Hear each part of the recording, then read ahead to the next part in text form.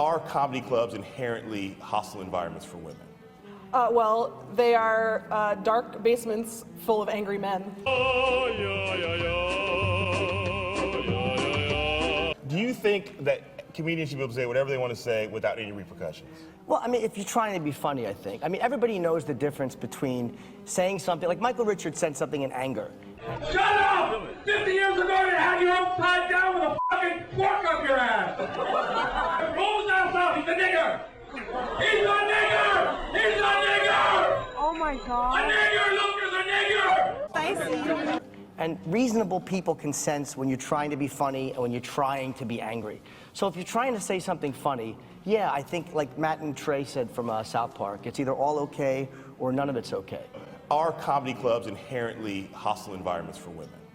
Well, they are dark basements full of angry men. You don't get to say that comedy is the sacred, powerful, vital thing that we have to protect because it's speaking truth to power, blah, blah, blah, and then also be like, well, that's just a joke. I mean, language doesn't affect our lives at all, so shut up. But the relief of comedy is it takes things that aren't funny and it allows us to laugh about them for an hour, and then we have the rest of the day to look at them like they're as horrible and sad as they really are.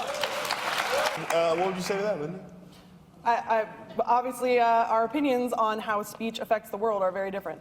I don't know, if you don't believe that the pervasiveness of jokes where the comedian, by the way, isn't making fun of how horrible rape is, they're making fun of someone who got raped, often, like in this, you know, I mean, it's just a crutch, by the way. It's not even edgy at this point. It's hacky at this point. I'm not going to defend bad comedy. I'm not saying you're wrong about that. Like, none of us are going to defend bad comedy. No, but, and, like, the comedian taking on the role of the rapist in the joke. Two things about the rape joke. First of all, I understand what you're saying about someone saying, hey, I'm the rapist. And you could say, okay, that's a terrible joke, and I'd probably agree that joke sucks. But the point of that joke would be the misdirection of saying, no reasonable person thinks that guy is telling the truth. Nobody thinks that he's actually going, hey, I'm the rapist, and meaning, and I want to say too, you're talking about, well, that by trivializing it, it's encouraging it. Your Twitter picture is Jeff Goldblum. Jeff Goldblum's first role was a brutal rapist in Death Wish. Goddamn rich cunt! I kill rich cunts! He picked up a blackjack and he said, you rich C, and he called her the C word, and they beat her to death in Death Wish. Now, we all understand, oh, that's an actor doing a role, but why as an artist do we give an actor a pass for convincingly playing a brutal rapist, but go after a comedian for making fun of something and mocking something? And like, why do we allow an artist to do something convincingly that brings up, what's going to affect a rape victim more? Seeing that rape acted out properly, or hearing a dumb comedian make fun of it? I mean, let's be really honest.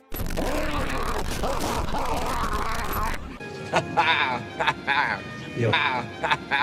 Yo. Yo.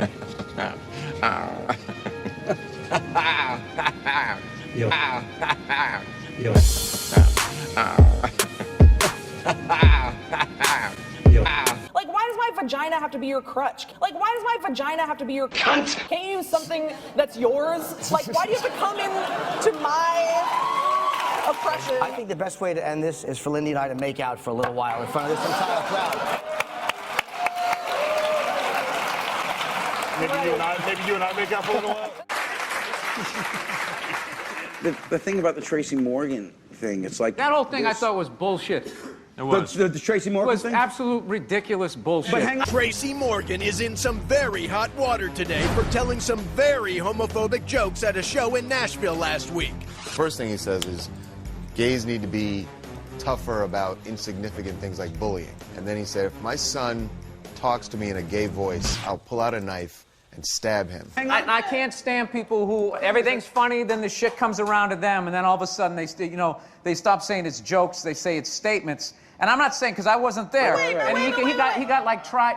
Look, you weren't there, I wasn't there, and I just felt like he didn't get a chance to say. He just immediately went into apology mode, and then all of a sudden they're parading him around like this trophy. And this is the only thing I'll say. You get to say whatever you want. We all get to, right? Absolutely. But the second it comes out of our mouths, it's no longer in our control about how it's supposed to be interpreted. The person who said it knows what they meant by it. If you process it in a fucked up way, ask him how he meant it first. But you don't get that luxury. As a comedian, you don't get the luxury to say, but I really meant to say it this way. I realize that. But here's what it really rests on, is that the whole thing came off of one guy's blog. Every One guy's interpretation. news item about it. Did Tracy deny saying it? No. Did the guy get it wrong? No. Those two things How do you know that? Because Tracy didn't say, wait, dude, that's not exactly what I But said. whether he said something offensive or not, I just thought it was fucked up that one guy went home like with, I guess, the greatest memory ever, like a stenographer, and typed it out, and everybody's like, that's what he said, and that's what he meant, because guy in seat number 5F said it. And next thing you know, he's going around got to apologize. That's kind of a scary thing as a comedian. Well, I've and it seen wasn't Tracy's funny. act, his show is crazy. It His is show pretty is pretty crazy, yeah. over the top. I was trying to remember what he was heckling. I just remember cocksuckers, so I think we were talking about gay people. There we go. You know, the fucking lesson here is the gay community has a very strong activist community who, when they hear shit against them, they take it to the mat, and guess what? Shit happens. Yeah, but I don't agree with that. Guess what? Shit happens.